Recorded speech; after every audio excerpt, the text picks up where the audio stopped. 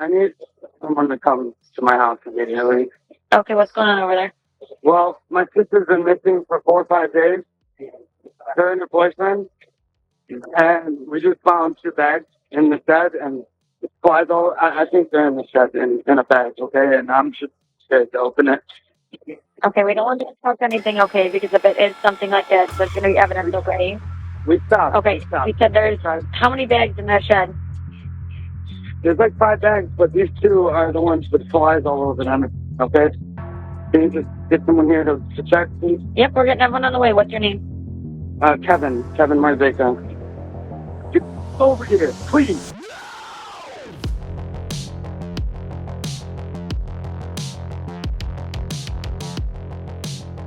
Hi guys, welcome back. By the way, if you hear weird rippling during this video, it's because it's hot water bottle weather in the UK right now, and I am right now sitting on my hot water bottle. I make no excuses for it whatsoever.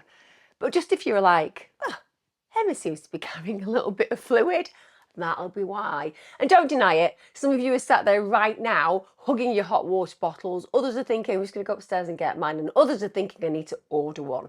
And they're all good actions to take.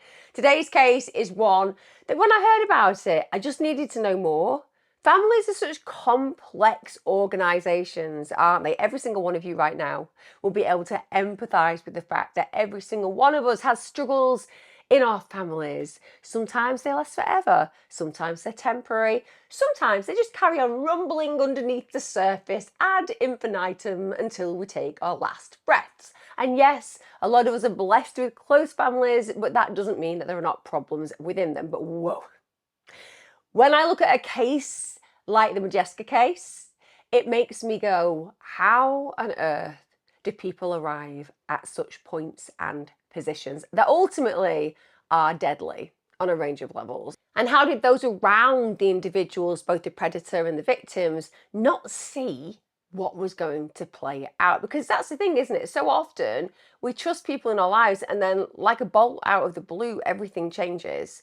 Honestly, today's case examples that perfectly. Before I start getting into the details of this, just want to shout out that for those of you who are supporting me on my YouTube membership on Patreon, I hope you're enjoying all your extra full-length videos. I also love on those channels that I don't have to worry about the community guidelines as I do here. So if you do want more of my content, you can pop over and sign up there. And thanks to all of you who support me, because without you, I could not do this. Also, thank you to everybody in America and Canada, as well as obviously the UK, etc., who have been buying my The Serial Killer Next Door book. You are awesome. Thank you so much, and I hope you're enjoying it, and I'm loving all the feedback that you are giving me. Let's go back to August 2018. This is when Danielle Marzejka, aged 18, was living with her 2 brothers and her father in a mobile home at Rudgate. That's in Clinton Mobile Home Village, near to Groves Beck and 16 Mile Road in Michigan. She was also living with her boyfriend, Seren Bryan, who was aged 19. He'd also recently just moved in. They were a very close couple, but as we can understand, it's pretty difficult getting your own place when you're 19 and 18 years of age. Economically, you won't be thriving, and being able to stay together often means sharing another familial home or sharing with friends, and in this case, they'd opted to stay with family. Now, she had a half-brother and she also had 2 full siblings, and I would say the family had a few issues in general. One of the things that was problematic for the family was that they really did struggle to stay in one place for very long periods of time. It feels as if the family genuinely had some financial issues. We get to the 22nd of August 2018. At this point, Danielle and Seren, they've been working the night shift at National Coney Island. They've been working with a friend of Danielle's, a girl called Crescinda Worley. Now, because Danielle and Seren didn't actually have their own vehicle, Crescinda would actually drive them to and from their place of work. So on August the 22nd, 2018, the 3 of them go to work. It's around 9 p.m. They're doing the late shift, and Crescinda drops Danielle and Seren off at home around 8 a.m. the following morning. So that's August the 23rd, 2018. Now, when she drops them off, and it's at this point that she actually noticed the white work van that was outside that belonged to Robert Sr., so Danielle's father. Now he leaves for work around 8:15 a.m. He says goodbye to Danielle, and this is literally the last time that Danielle and Seren are actually seen, because they just seem to disappear off the face of the earth.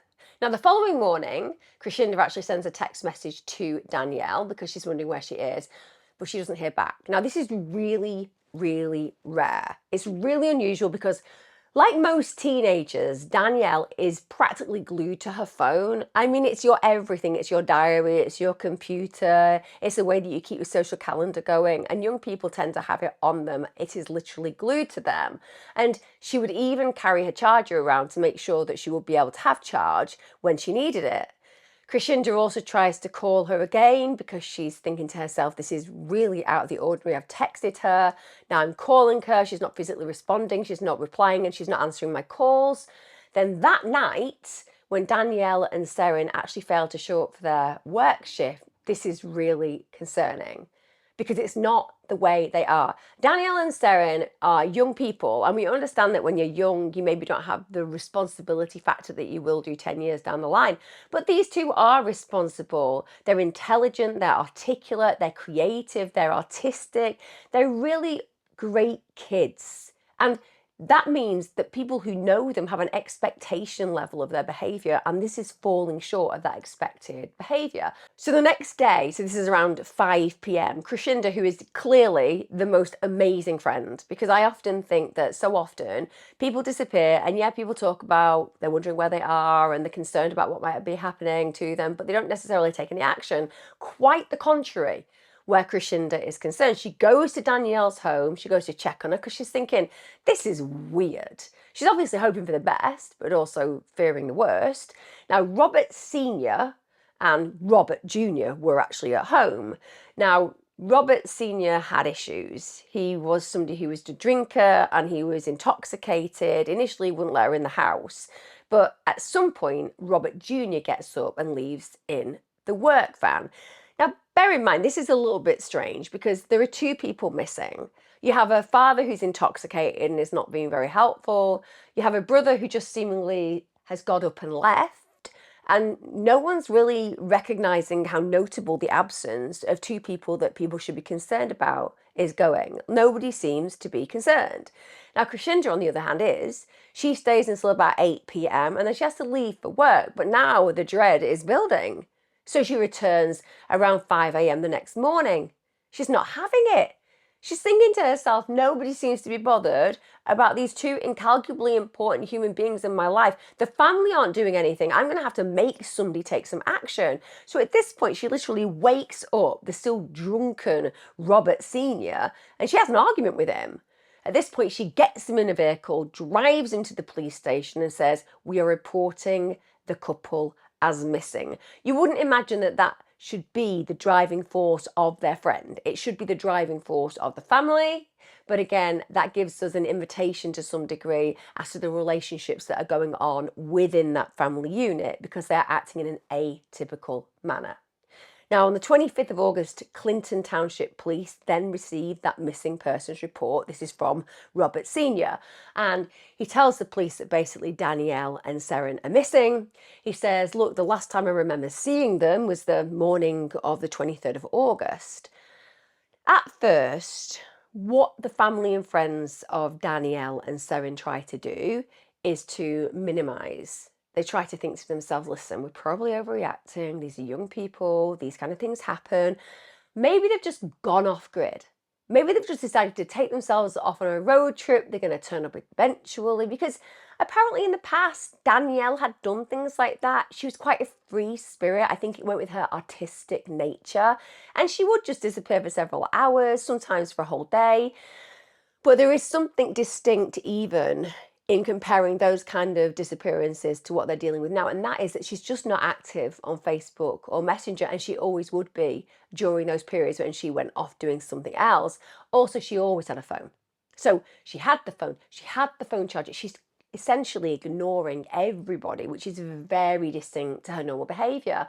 Also, the couple's friends start really asking around, pleading for information because they don't know where to start. They don't know what could possibly have happened. So they go on social media, but nobody is saying they've seen them. Nobody's seen them walking down the road. Nobody's seen them at an activity centre.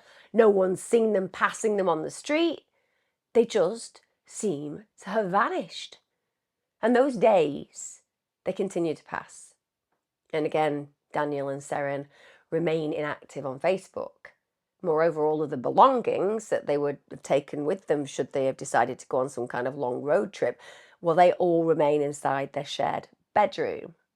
Now, what those who knew Danielle found really suspicious was that Danielle didn't only leave behind all of her clothing, but she also left behind her necklaces. And those necklaces were incredibly important to her because they belonged to her mother, Jill. And Jill had actually passed away of a drugs overdose back in 2011. They were incredibly sentimental to her. She wore them wherever she went. And there were also some really peculiar differences in the actual bedroom. So, for example, the pillows and the blankets were actually missing. And there was a blue sheet on the top of the bed that had never even been seen there before. Not by any of the family members, not by any of the friends who knew the couple. Now, Kevin, he went ahead and searched his sister's bedroom. And he said, look, my sister's bedroom's always messy, you know, she's a normal teenager, but this just does not look like the normal mess. There just seems like something's a little bit off. And he genuinely started to have this feeling of dread. He felt that something bad could have happened. And because of that, he starts to think to himself, I'm going to go and look for traces of blood. Maybe there's some drag trails, just something that would make me feel something bad had happened to my sister or my sister's boyfriend. Now, over the past couple of days, something strange had been occurring. There'd been this really foul odour coming from the shed in the backyard. And that smell eventually became way too much to bear. And we all know what we're talking about, aren't we? When we're actually able to connect with a scent that feels so diabolical, so vulgar, so warning based to some degree, that it's meant to make us averse, it's meant to make us back away because potentially there's danger there. That's the smell that's occurring in that moment. But that smell is so overpowering, so overwhelming that finally they can't ignore it. So on the 26th of August, 14-year-old Kevin decided that he needed to investigate the source of the smell.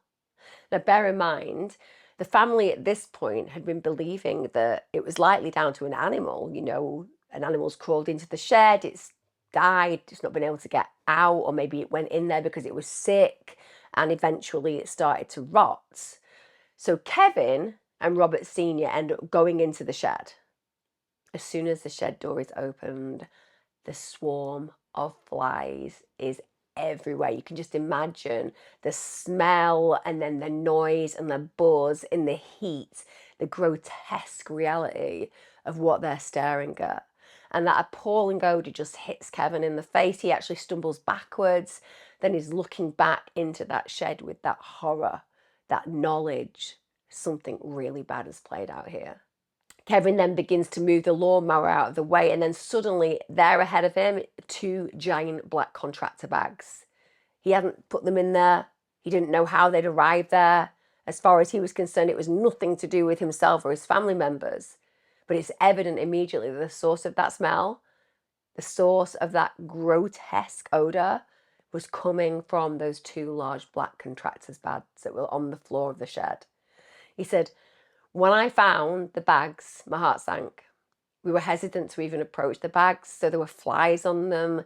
We kind of figured what the source of flies would be about. We argued about it for 5 minutes, who was going to open it or look into it, and neither of us could do it. So eventually my dad, you know, he always carries a razor knife on him, so he took it and he sliced open one of the bags.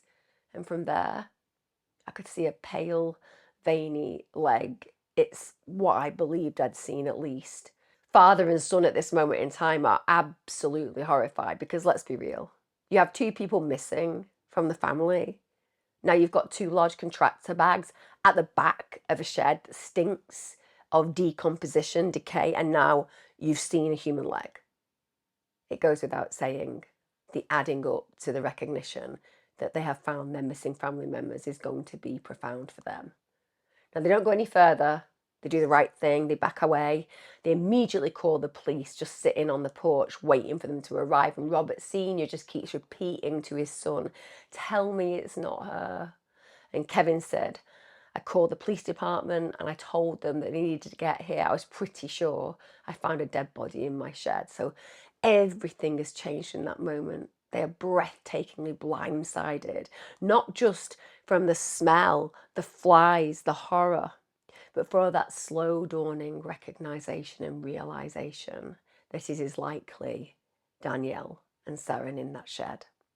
Now, the first officer on the scene, Officer Stephen Vasildes, he described the search of the shed, saying, I didn't even step all the way into it. I could smell a very strong odour, an odour I've smelled before, a decomposing person. And that's what investigators say.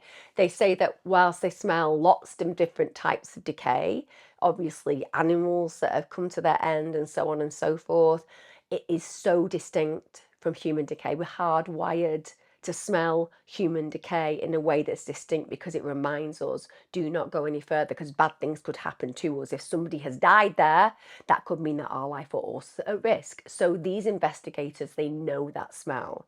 He also said there were a lot of flies in the area.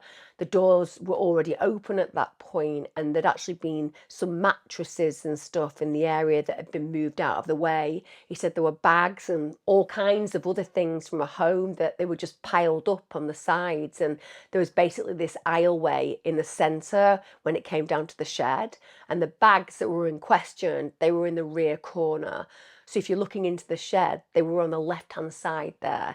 And just by seeing it in the area that was exposed, you could just tell it was a decomposing body. On the right-hand side of the photograph, when they looked at the images that had been taken, you could actually see a better image of the body that had been in the bag that was cut open. And there was another bag next to it in a similar type position.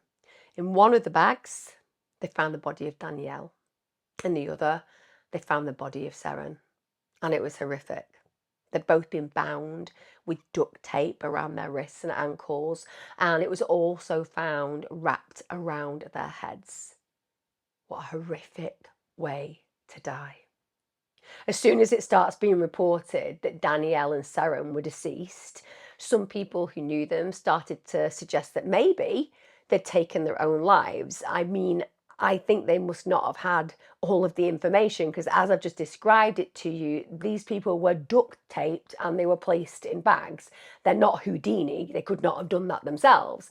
But rumours were going around saying that both Danielle and Seren had posted some dark things on social media, including one post where they both talked about overdosing.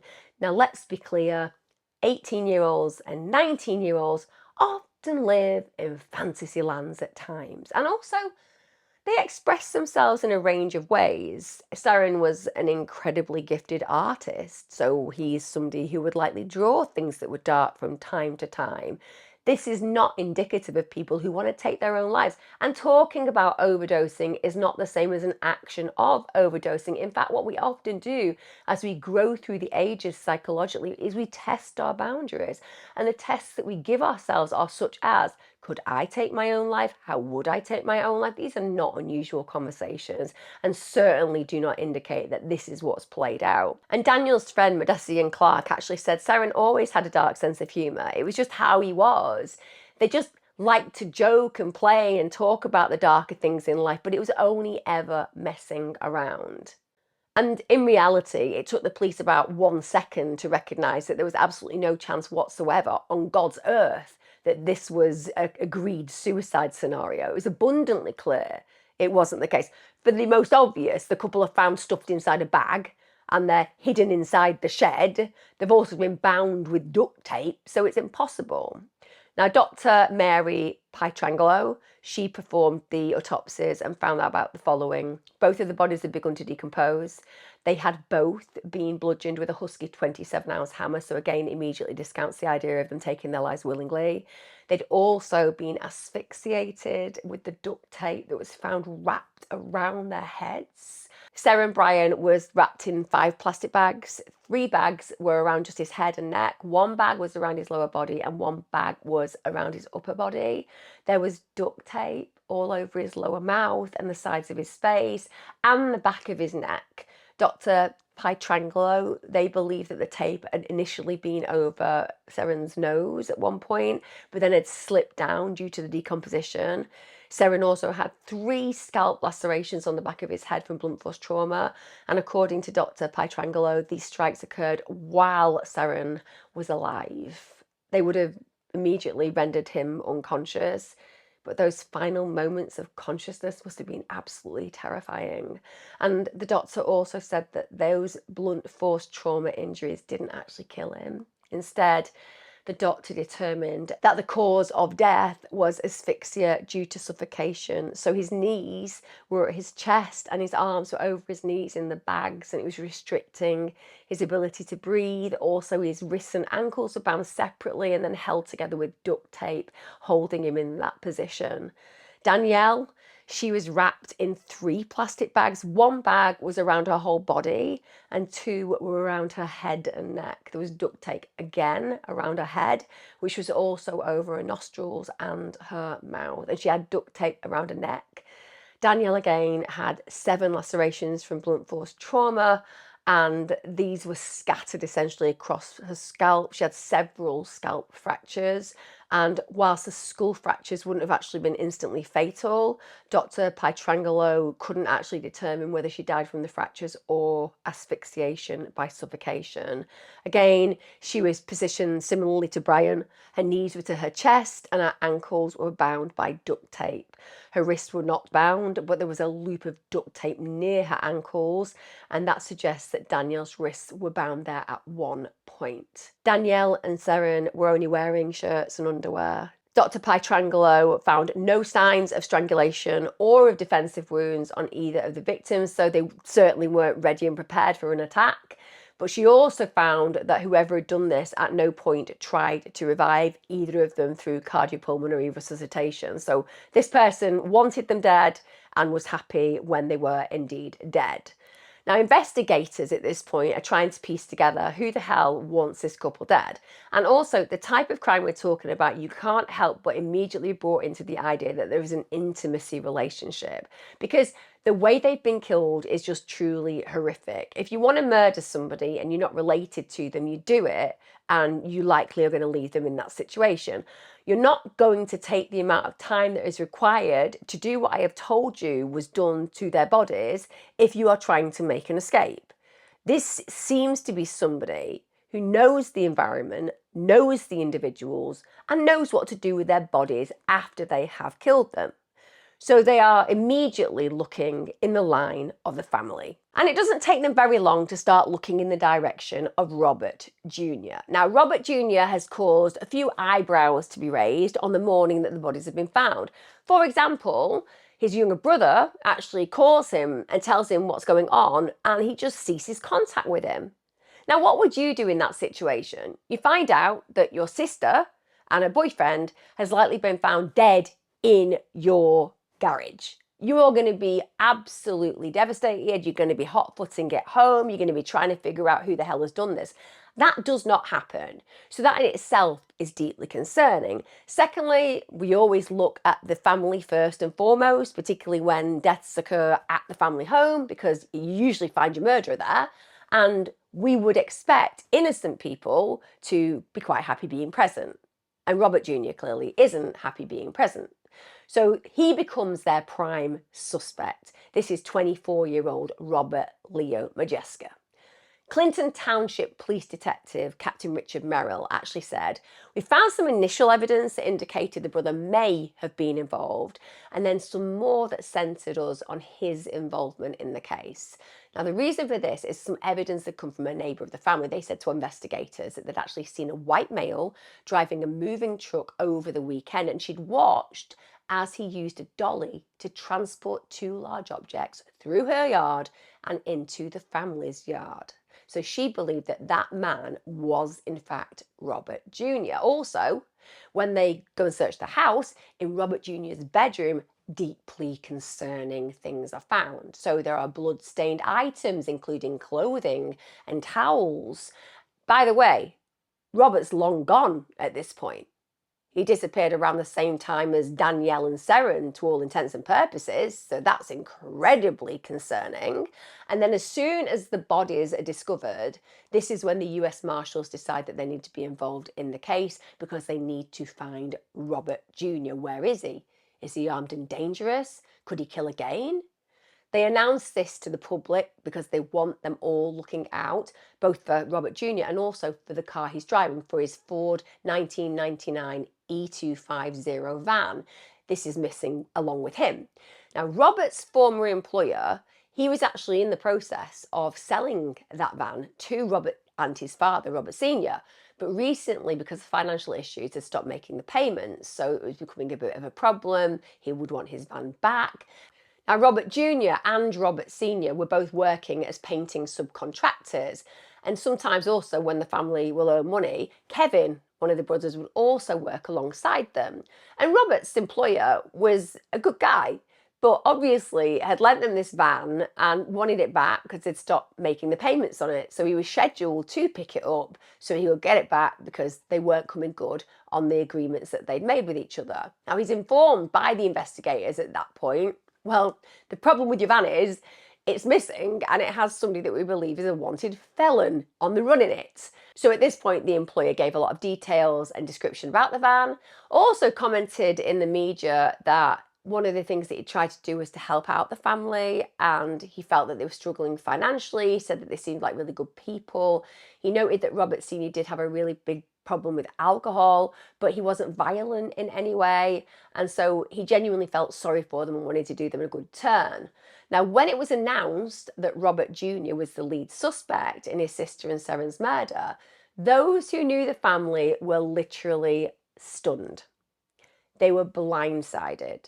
Now, there were some people who said, listen, looking back, when you actually have the information that you have in the moment, you can say maybe there were some warning signs. Maybe there was something that was a little bit off in the dynamic and in the household. So Madison, she told investigators that just a couple of weeks before Danielle vanished, she'd actually confided in her other friends that there were some incidents where Robert had made her feel really uncomfortable, and that it wasn't like genuine sibling rivalry. It was darker. There was something really uncomfortable about the interactions that had occurred. Robert had apparently been suffering quite seriously with issues for a very long time. Much of these were to do with mental illness, and he had this real downward spiral that began following the tragic death of his mother in 2011. Now, Robert was 17 years of age at that point, and we all understand when stress is high, mental illness can also be exacerbated if you have a predisposed mental illness or you're suffering one. And then you go through these horrible times, understandably, it can amplify some of the symptoms. Now, shortly after she died, Robert actually started to hear voices. He also began to act quite peculiarly. So we're talking about hallucinations that are auditory, and also just the actions that suggest maybe he was being suspicious or paranoid. So there is something unraveling. And on the way home from his mother's funeral, he actually began quoting Bible verses to his aunt, Deborah Scotella. He was telling her that she should smoke marijuana. So he's acting in a way that just doesn't seem in context with typical behavior, particularly when it comes down to that religious scenario playing out, suddenly starting to quote scripture. If it's not something that person does on a regular basis, it tends to be a bit of a warning sign, unless you are, of course, becoming invested in following Christianity. I mean, a lot of people do that. But when it's out of the blue and when it connects with a highly stressful period such as grief, we do have to look at that as a red flag. Also, the fact that he's telling her she should be smoking marijuana indicates he is. And again, if you have a predisposition for mental illness, and I know some people out there will say, well, no, I have medical marijuana for my mental illness. I appreciate there are different spectrums and different treatments, but I can tell you, if you are smoking street grade stuff, you are smoking stuff that is way strong and often does not have the right kind of THC levels or the right kinds of cannabinoids in it that essentially can make a difference on a positive level to your mental health. It can do the very opposite. So he's probably smoking a lot of weed. He's self-medicating with it, and self-medicating it to probably manage his mental health. Now, that same year, Robert is diagnosed with bipolar disorder, schizophrenia, and paranoia. And over the forthcoming years, he was hospitalized several times due to his erratic behavior. But despite this diagnosis, which is quite a serious diagnosis, he just could not get his head around the fact that anything was wrong with him. And when he was prescribed medication, he would refuse to take it. This is really common.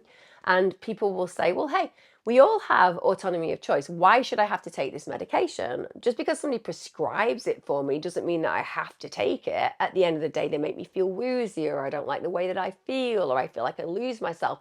These are very common conversations that I've had with very many people over the years in this work. But it also speaks of suspicion. It also speaks of paranoia. Because often what happens, particularly if you're somebody developing schizophrenia, schizoaffective disorder, your belief system is that people are trying to poison you, or that people are trying to do bad things to you. And therefore, the medication becomes a weapon against you in your mindset. And it would make sense that he's resistant because potentially, yes, he thinks he doesn't need it, or because he believes that by taking it, he will be under threat. Others will be trying to control him. And that can lead to a resentfulness with him. It genuinely can, because you feel other people are trying to exert power over you when they have absolutely no right to do so. Now, the medications that he was meant to take included Seroquel and lithium, and he's not taking that medication. So we get to 2015, and at this point, Robert's listed as a mentally ill person, and there's actually a petition to have him involuntarily committed to a psychiatric hospital. Dr. Bazifi Badangam actually saw Robert and went ahead and wrote in the documents, he threatens suicide and is aggressive towards others. He is hyperverbal with pressured speech. He has hallucinations and paranoid ideation. He has no insight. Now, that's a heavy, heavy description. He's saying this individual is not insightful whatsoever about his emotional being. Now, that report has got some deeply, deeply troubling information in it. The idea that, first of all, he has paranoid ideation. Paranoid ideation means that the way that he's seeing the world is through a paranoid lens. It doesn't matter that everybody around him is saying, no, Robert, none of that is making sense. All that will do is play into the fact that, no, I need to be super paranoid because I know what's going on and you're trying to tell me that things aren't going on, which makes you somebody that I have to be deeply suspicious of. It's a really, really vicious cycle. Also, this doctor says this man has no insight. So insight is when we are able to sit with our feelings.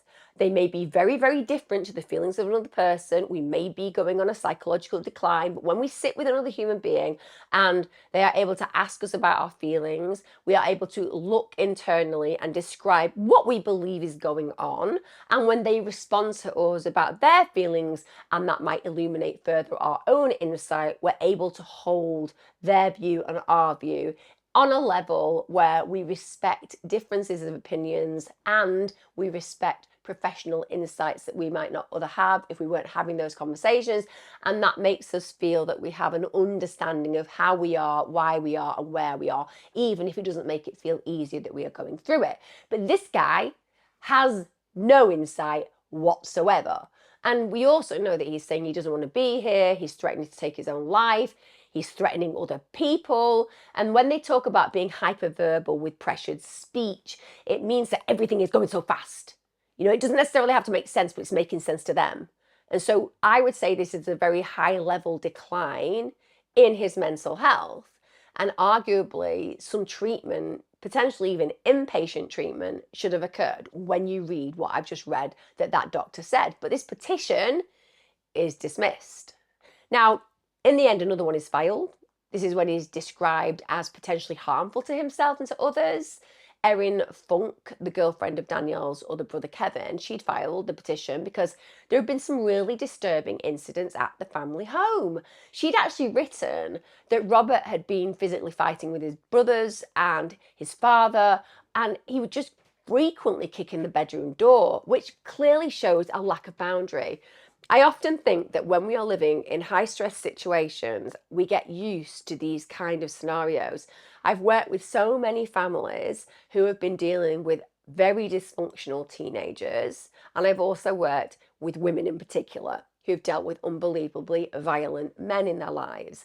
And what happens is they see objects separately to themselves. So when a man starts coming for you and you hide behind a door and then he kicks the door in, but he doesn't hit you, you see that as an object and you say to yourself, if he'd really wanted to hurt me, he'd have punched me. He'd not have kicked the door in. No, it's not true. What happened in that moment was he had a huge amount of cortisol rushing through his brain. The adrenaline was pumping. You're hiding, so he knows you're scared. He knows he's got power over you. He knows there's nowhere you can go. So when he bashes the door down, he gets that level of calm because he's externalized all of that adrenaline and cortisol, and then he's seen the look on your face, and it's warning enough. Door this time, you next time. So when these kind of actions occur, what tends to happen is we minimize them. It was just a door, it was just a wall. But it's actually an incremental building to what will be physical violence to you. Now, Robert seems to be increasing in his aggressiveness, and he's going out of his way to start fights that are completely unwarranted with his family. And this particular girlfriend of one of his brothers has actually written that he refuses to shower, he's stopped caring about his physical appearance, and we understand that when people are declining in their mental health, again, physical appearance suffers. Now, once that petition's filed, Robert was actually seen by a psychiatrist, and he wrote in a certification that he may harm himself or others, and that he was also extremely suspicious, paranoid, and impulsive, exactly the same as the prior psychiatrist. Two other psychiatrists, somebody called Dr. Ken Andrews and Dr. Dale Scarlett, they indicated, however, that Robert did not have to be hospitalized. In fact, he required alternative treatments such as outpatient care. Dr. Scarlett had actually written that Robert had a history of bipolar disorder and that he denied having depression, as well as denying being suicidal or having homicidal thoughts, as well as denying having psychosis.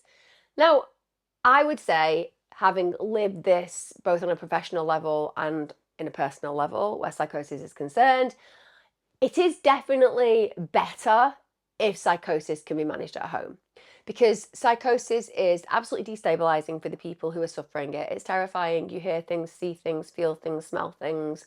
And if you are in a foreign place surrounded by foreign people and you're dealing with high levels of suspicion and paranoia, understandably, that is going to contribute to making you feel even worse. So we absolutely, pathway-wise, want to get people who are going through psychotic breaks home with people who love them, make them feel safe, offer them familiarity, and hopefully cradle them through the period of psychosis, as long as they're not really dangerous. But this guy has expressed that he is quite dangerous. There have been psychiatrists who believe that he is, in fact, as he says, dangerous, and yet for whatever reason, now apparently he's denying having these thoughts. They're like, okay, let's get him home.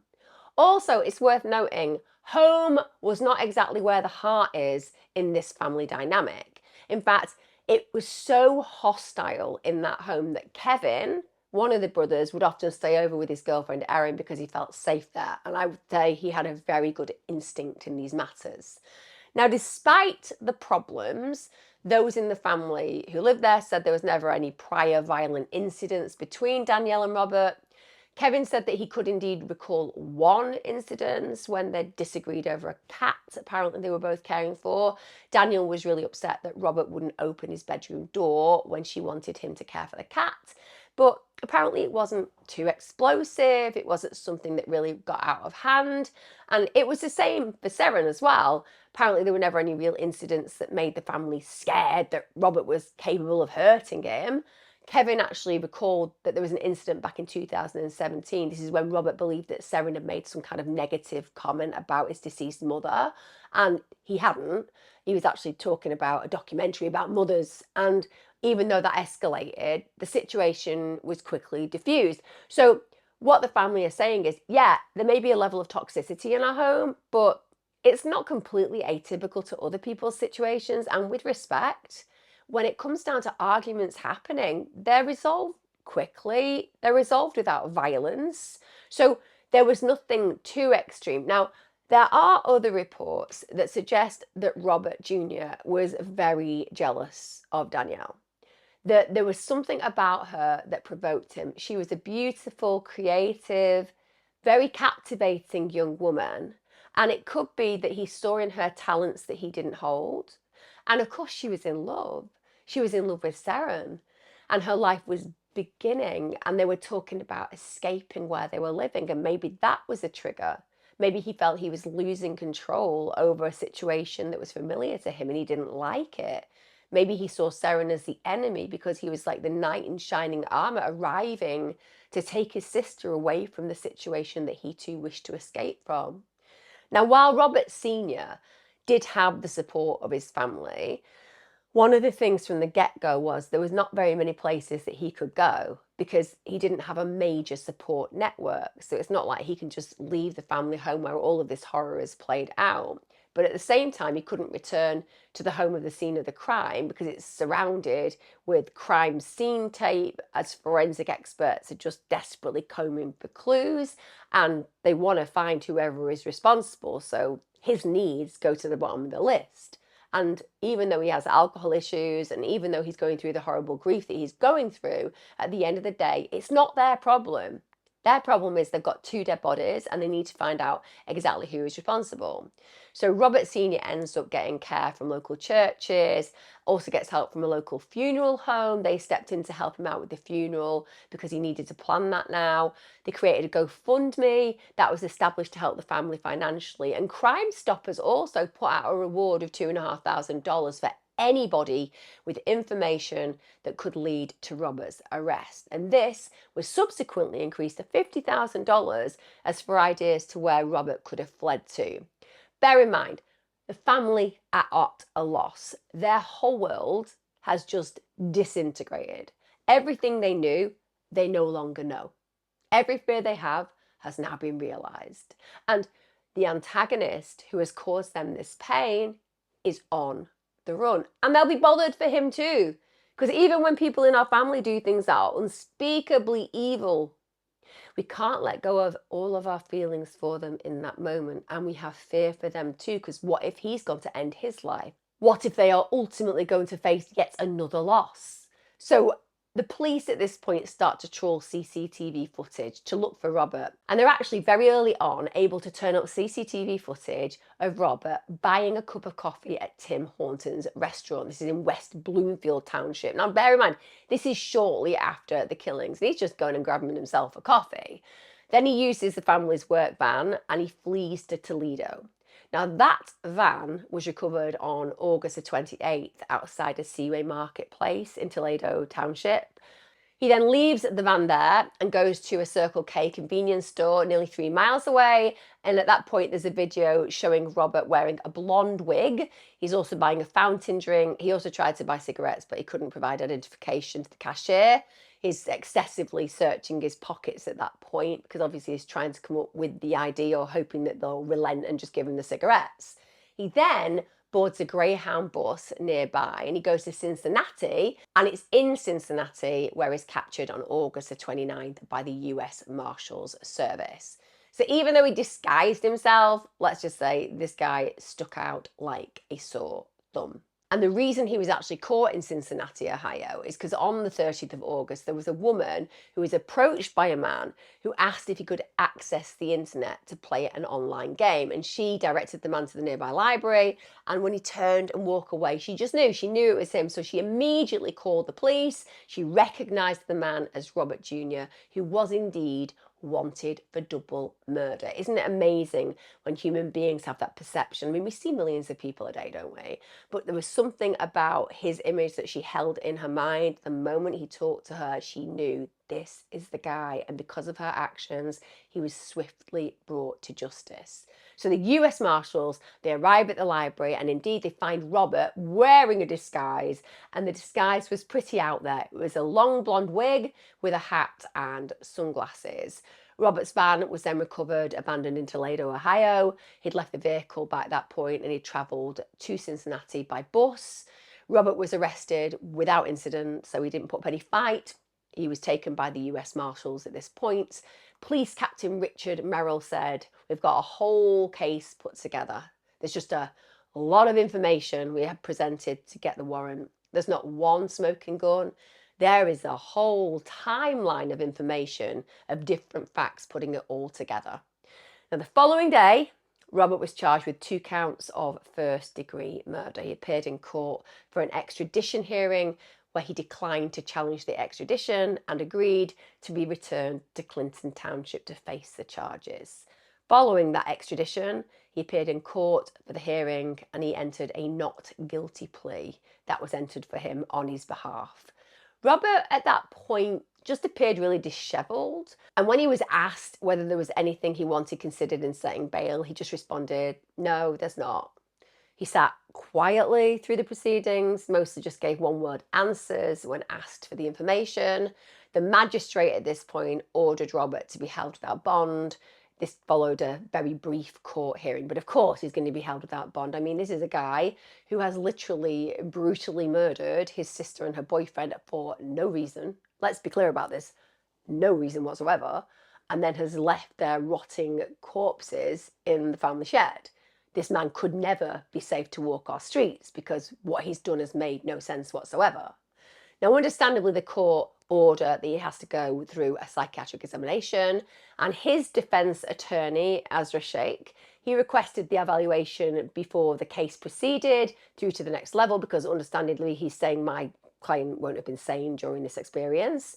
Now, Judge Sebastian Lucido did grant the request and also referred Robert to the Centre for Forensic Psychiatry. Defence Sheikh revealed that he had actually gone ahead and visited his client in the mental health wing of the jail where he'd been staying since his extradition, and he said his client was concerned by the fact he had not received his psychiatric medication and that he had been off the medication for a while. Now, it's interesting because, as we know, one of the things that Robert Jr. didn't want to do was to take his medication. So the fact that he's annoyed he's not being given it makes a kind of hypocrisy of his prior actions. Equally, one can say, well, when you are being assessed, what will often happen is they will take you off your medication, or at least taper you off your medication to give you a period without it. And the reason for that is, how do they know how you are psychiatrically if you are medicated? I know that can be very upsetting for people, but it can also be really positive. Often what happens in life, particularly in the psychiatric system, it's one of the reasons why it's broken. It's one of the reasons why the psychological system is broken. It's because people assess, classify, medicate, and then they assess, classify, medicate. Then they assess, classify, medicate. 6 times, 7 times, 8 times, different practitioners, all coming to a different conclusion, all adding some more medication, all changing the protocol that the medication is going to be served under. And then all of a sudden you realise this person may not have half the things they're being medicated for, and the only reason that you get to grips with what's truly going on is to take them off and then watch. That's why assessments can be months long, because they need to know who is this person baseline and how are they when we try them with A, B or C. And that ideally leads to people being treated appropriately and accurately and just not overloaded with medications that could be doing more harm than good. Defence Sheikh also spoke publicly about Robert's 3 prior hospitalisations for his mental health problems. And he said, there's definitely a history there. He's got to stay focused so I can ask him questions that he can answer. And I think we all agree, there's absolutely no way that Robert Jr. is okay. Clearly, it has been noted that he's dealt with paranoia, suspicion, he's had problems in the past. There is something atypical about his mental state.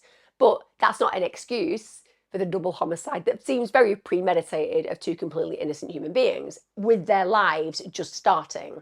Now, as Robert was being examined, prosecutor Eric Smith actually spoke publicly about the number of murder suspects in the county that have been previously diagnosed with mental illness and drug issues. He said that Danielle and Seren, as well as a handful of other murder victims, would still be alive if institutions had provided proper care to their killers, including Robert Jr.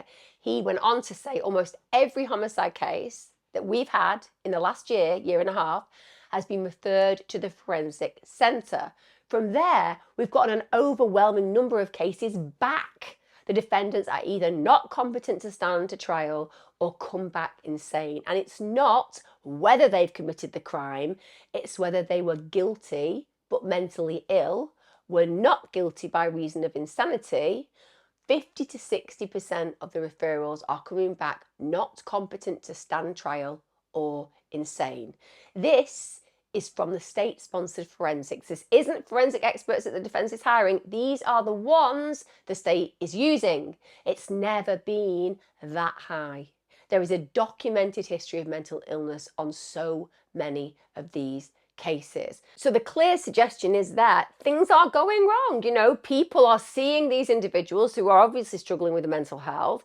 Intervention isn't happening in a way that protects both themselves and their future victims, and we end up in court where the court is being told this person is not competent to stand trial, this person was insane when they carried out their actions, this person has a prior mental health issue that evidences if intervention had taken place, there could have been a different outcome, and it is deeply concerning.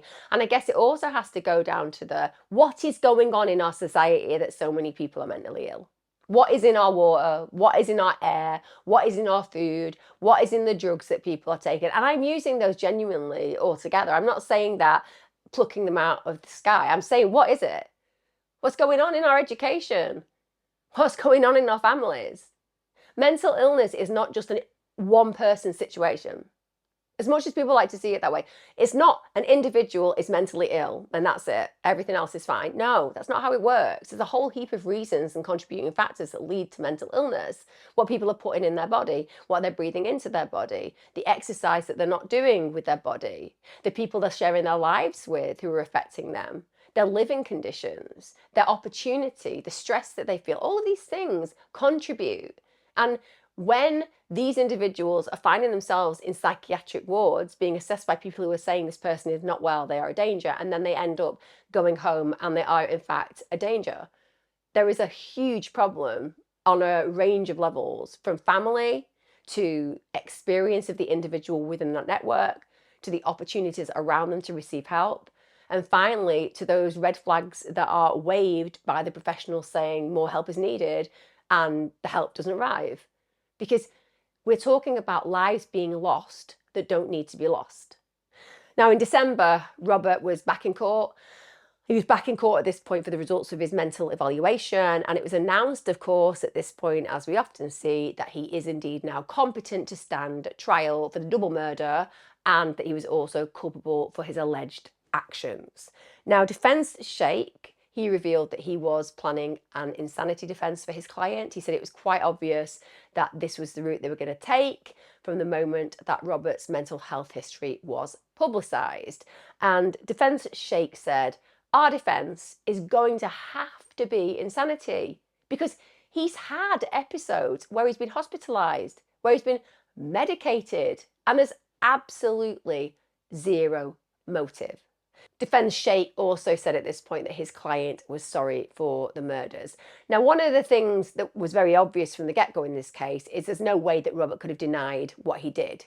You just have to think about how the bodies were found and the scene of the crime itself. Because not only do they discover the bodies in that shed, they also see that the home itself is a crime scene. So Officer Stephen Basildez, who's an evidence technician, he went into that house and just found evidence of a brutal, frenzied attack inside the family home.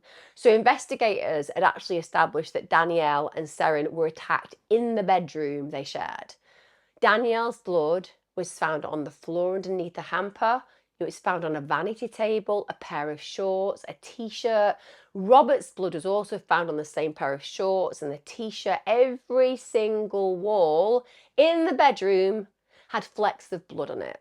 That includes blood spatter to the walls, a TV cabinet, and on the mattress and box spring. There was blood from Danielle, Seren, and Robert found on a roll of duct tape, while Robert's fingerprints were also found on 2 duct tape rolls, one inside the home and another found outside, inside the shed alongside the 2 bodies. So he's banged to rights. Obviously, it's Robert. Now, Officer Fazildez said that there was so much blood on an empty duct tape roll, it looked as if somebody had painted it there. Oh, the idea of that coagulated blood just wrapping itself around the duct tape. It's just such a malevolent image to bring to mind. And also there was evidence that someone had actually tried to clean up the crime scene. So there were only small spots of blood that were found. Some were undetectable to the human eye. But when they actually used the application of Blue Star, it's a bit similar to luminol. Blood smears were also found in the kitchen sink area. In fact, Ashley Motter, who's a forensic biologist with the Michigan State Police, they performed a number of DNA analyses. So they did DNA testing on the murder weapon. The hammer they found had blood on. The hammer's head had blood on from both Danielle and Seren. And also Robert's DNA was present on the handle. Then Detective Sergeant Cynthia Edwards, she was a latent print examiner for the Michigan State Department. She performed an independent verification of 2 fingerprints for which another examiner had already performed comparisons. One print was found on the inside of the duct tape roll and the other was on the duct tape roll. Both prints matched those of Robert. But the main part of the case evidently wasn't going to be whether Robert had carried out the murders, but instead whether he was legally insane at the time. So it's clear he did it, no doubt whatsoever, but did he know he was doing it, or was he completely out of his mind? So they scheduled the trial for November of 2019. But before then, Defence Sheikh announced that he would no longer be seeking a plea of insanity. In fact, he'd hired his own forensic psychologist, somebody called Dr. Thomas Chaser, to evaluate Robert in the hopes that he would back the insanity defence up. Dr. Shaza had indeed examined Robert, but he said no. He was sane at the time of the murders. He said Robert simply didn't meet the standards of insanity or not being criminally responsible. He said that Robert appeared to fully comprehend his actions as, in the aftermath of the murders, he'd fled to Ohio. He'd donned a disguise. Hardly somebody who's out of his mind when he's thinking, I wonder what wig to wear so that people won't notice me. You know, when you were in a disorganized state, when you kill people, that's because you've had that psychotic break. And of course, we're not defending people who kill people that way. They still absolutely deserve to serve a sentence of some type. But we have an understanding their mind was lost. This guy was somebody who had not only the wherewithal to find what he needed to murder his sister and Seren, so not only did he bludgeon them around the head, lightly when they were laid down in bed so they didn't see it coming, gave him the best chance to get away with killing them, then he took great opportunity in providing the materials required to literally duct tape them into several bags to a point where at least one of them asphyxiated as well as was bludgeoned. He then drags them all the way to the shed, after which he cleans up the scene and then thinks to himself, you know what I need? I need to go on a bit of a road trip. I'll just get in that vehicle that isn't mine and I'll just drive and I'll drive and then I'll dump my car, and you know what else I'll do? I'll put a wig on. I'll put a long wig on and I shall be fine and I shall just move on with my life. That's not how somebody who is in serious mental decline acts. They don't just go and grab themselves a coffee. Oh no, I've not got my ID for my cigarettes. That's not how they act. Now, Defence Sheikh at this point said he would have a much better chance of securing a lesser offence of second-degree murder or even manslaughter, because both of these lesser offences carry elements of committing an act without pre-thought and or in the heat of the moment. So he's hoping that maybe that lesser charge will be brought. Now, by the 15th of November, a jury consisting of 7 men and 7 women proceeded, and the trial was ready to begin. During opening statements, prosecutor Elizabeth Redinger said, beaten, bound, gagged and bagged. She said there was no indication of any sudden impulse accident, alluding to the murders as an act of premeditation as opposed to being spontaneously committed. She said that Robert's mental health had been in question, but said that the evidence may not lead to a motive.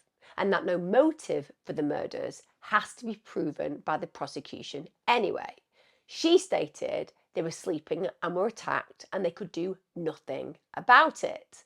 She revealed that they had reached this determination due to the fact that there were no defensive wounds. And as for their cause of death, she disclosed to the jury that both Danielle and Seren were alive after the fatal beating and were still alive when they were gagged and stuffed into bags to slowly die, which is an absolutely horrifying, terrifying, grotesque thought to carry.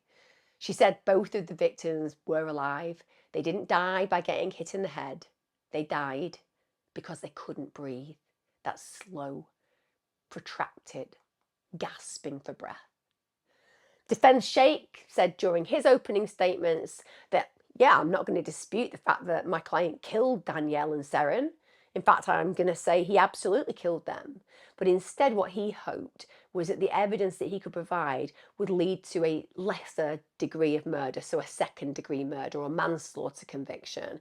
He said that without motive, the murders couldn't have been premeditated. And the way he approached it was to state it from the suspect's point of view. What would you have to gain by murdering the victims? So for premeditation to some degree, he'd have to potentially at least foresee some kind of gain. And yet what he does to them gives him nothing. And in fact, acts in a completely opposite direction, that he is going to be found guilty of murder. So he says there's no motive, and therefore I cannot believe there is premeditation. Now, a handful of people testified about Danielle and Seren's relationship. This included Seren's grief-stricken mother, Diane. She's absolutely wonderful. What a human that is just testament to courage and to beauty and to refusing to dirty any memory of her child. Truly, she is an inspiration. The friends actually testified about trying to get in contact with Seren and Danielle on the 23rd of August, but they couldn't do. Several experts then testified about the forensic evidence that connected Robert to both of the murders. Forensic pathologist Dr. Mary Petrangelo, she took to the witness stand. She was asked by the prosecutor, William Cataldo, whether the method to wrap tape over the victims' mouths and to place bags over their heads constituted as overkill. Now, she actually refused to comment specifically, but she did say it certainly ensured that it was going to happen. And she means that meant they were going to die. She said to the jury that it would have taken Robert 1 or 2 minutes of suffocation to render both Danielle and Seren unconscious, and that they would have died within 3 to 6 minutes without any oxygen. She also said that it was possible that they may have been conscious when they were suffocated. Why wouldn't that be overkill? I get that people will say, well, overkill tends to involve things like shooting somebody 30 times, stabbing somebody 50 times. But you know, if you have beaten somebody senselessly about the head, but they are still alive, and then you take time wrapping duct tape around their nose and their mouth and their neck, and you can hear them struggling because they can't breathe. Imagine what that would be like. I mean, it's hard listening when somebody's struggling to breathe in any way, shape or form. But when you're purposefully and willfully doing it and then dragging them to a shed, is that not overkill? I would argue it definitely was. Now, the jury was postponed the following morning, and the reason for that was there was a legal discussion, and that legal discussion was regarding really graphic photographs of the murder scene. So the prosecutors, understandably, they said, we want it in there. We want the evidence, we want the jury to see what this man did.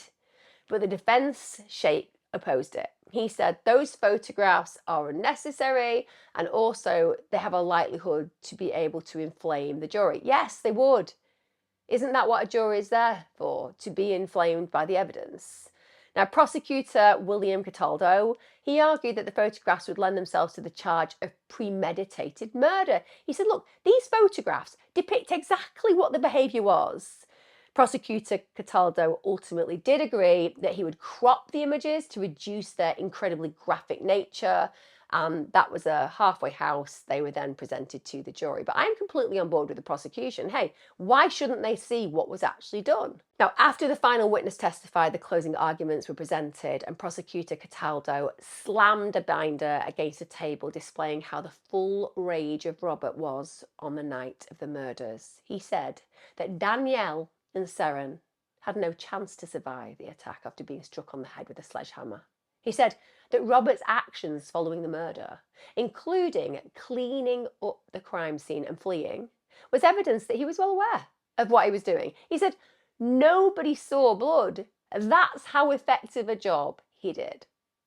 Defense Sheikh, he maintained that he knew his client was culpable for his role in the murders, but he said that the prosecution's story of a premeditation didn't add up. He said that all of Robert's actions were in the heat of passion. He questioned why, if it was premeditated, did his client not use another weapon, such as a gun?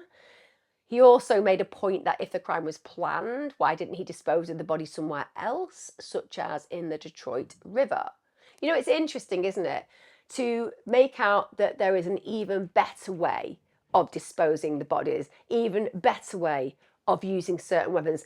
Can we just get real? It shouldn't be a, well, is it really premeditated? He used a sledgehammer.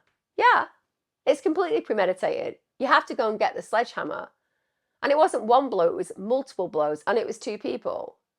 And then it's, well, was it really premeditated when he wrapped the bodies up to a point where he probably thought air couldn't get in there because it was so duct taped and covered? So he thought, I've got time. It's going to be difficult to move the bodies right now. I'll just put them in the shed for a while and I'll deal with it later.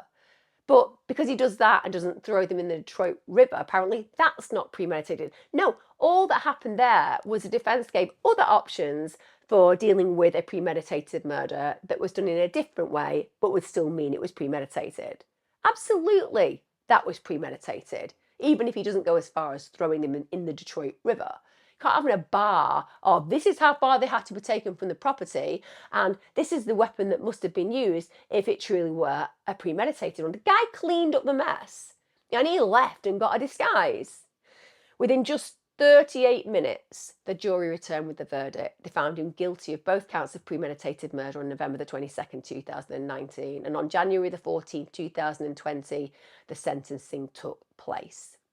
Poignant victim impact statements were presented by Danielle and Seren's loved ones because Danielle and Seren were truly loved. Diane took to the podium to provide a statement about her son. She said Seren was a sensitive, kind-hearted person. If he saw anyone needing help, he was there. He had a knack for finding that one kid who wasn't quite fitting in, and he'd reach out and bring that person into his circle. This is the man now known as one of two bodies found in trash bags in a shed. Seren's cause of death was suffocation. He suffered a non-lethal head wound. No skull fracture, no injury to his brain. He was knocked unconscious. He'd been suffocated with duct tape and bound, his head covered with two shopping bags as he slowly died. He was then put in two garbage bags and discarded into a shed on a hot August morning. She then spoke about the effects of this murder on the whole family. She said, each day, I struggled not to let his final day affect me more than that day. I first saw his heart beating. I say to myself sometimes out loud, you cannot keep Seren in that day. You can't keep him in pain. Seren isn't there anymore. The rustle of a grocery bag can knock me on my knees. I worry for my daughter's future. She fell behind in school and struggled every day. My heart breaks for her. Her view of the world around her has changed and she will soon navigate her early adult years, but without her caring, protective brother to help her along.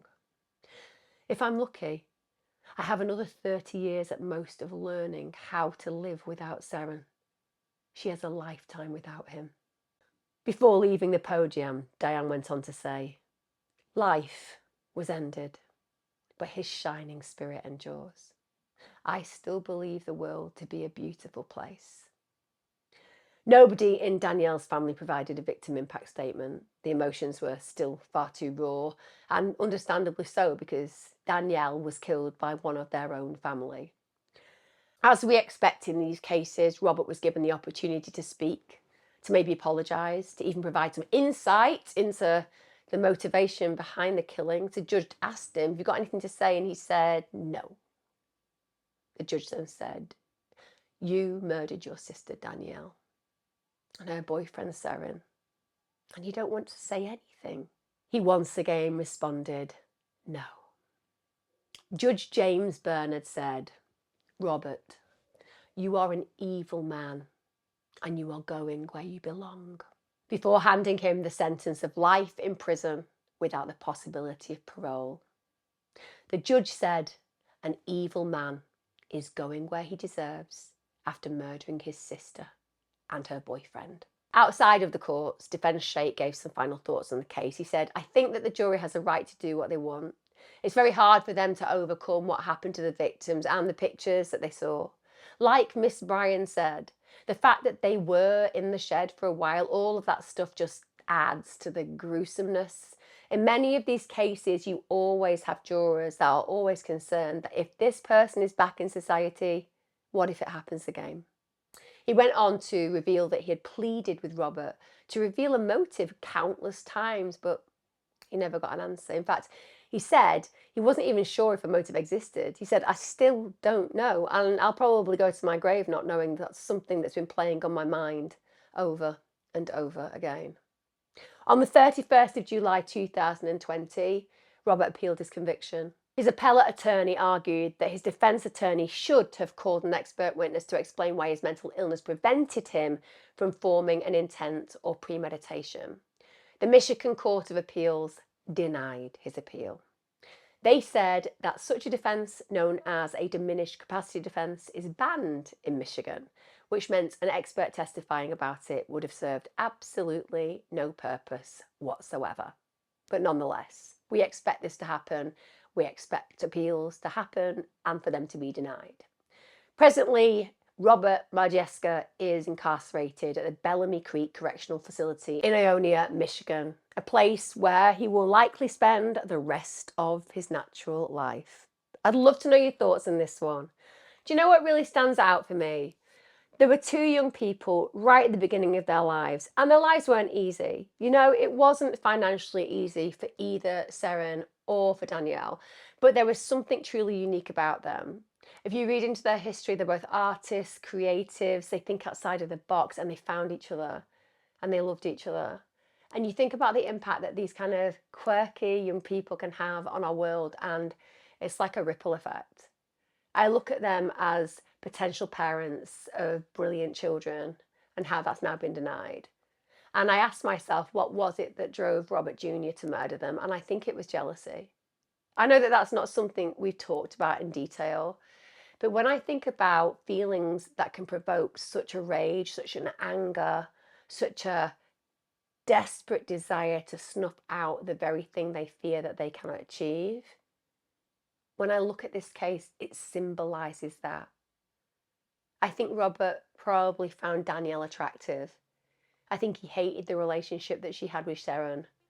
I think he saw their capacity for hope and change.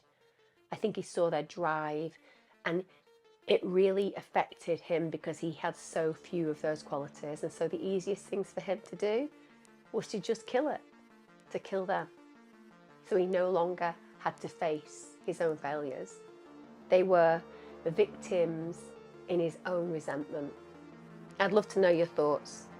I'd love to know whether you think truly this is a man who's a victim of his mental health, or whether indeed, as in so many cases, he's just a man who is very evil at core, but also has mental health issues. Let me know in the comments. Take care, guys. I'll see you again next time. Be safe.